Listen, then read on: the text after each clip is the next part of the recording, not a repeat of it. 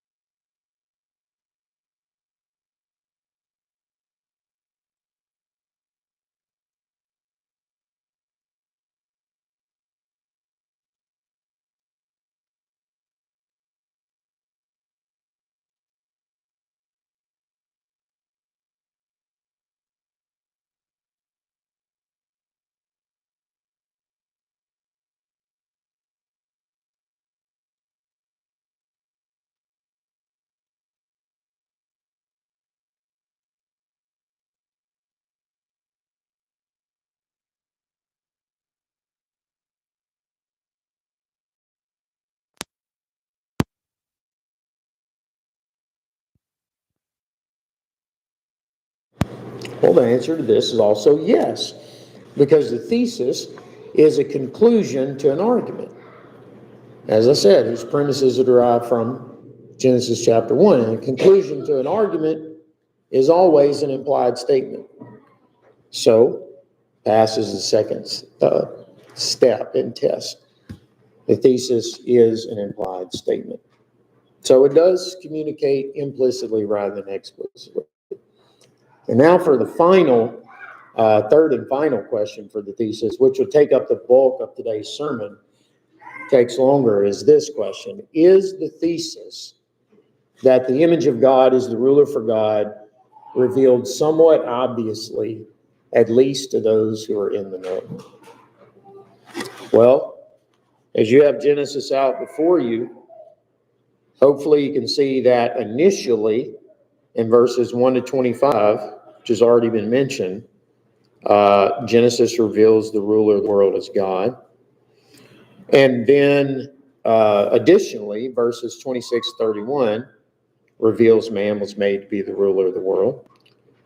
And finally, in verse 27, Genesis says he created man in his own image. In the image of God, he created them. So man is expressly called the image of God. The question here is, would it be somewhat obvious, at least to those in the know, that after this text got through displaying the ruler of the world is God, man is made to be the ruler of the world, and then it called man the image of God, that is why the text just called man the image of God? That's the question of intent. And the answer, I think, is yes, but it will require some further explication. So the reason is there's a great chasm between us sitting in here in the Fabuloso room and the ancient Israelites who were the original audience of this text. So that's why it'll take some more time to understand. So, question for you to maybe write down as a heading is, how would the original audience have understood Genesis chapter 1? Part of the principle to be listening to a preacher that is called the authorial intent.